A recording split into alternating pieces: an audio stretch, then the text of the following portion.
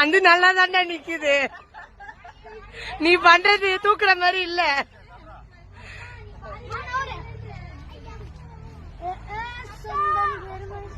அவர் பாரு சுண்டு வரல. அப்பம் 10 அடினா அது 16 அடி.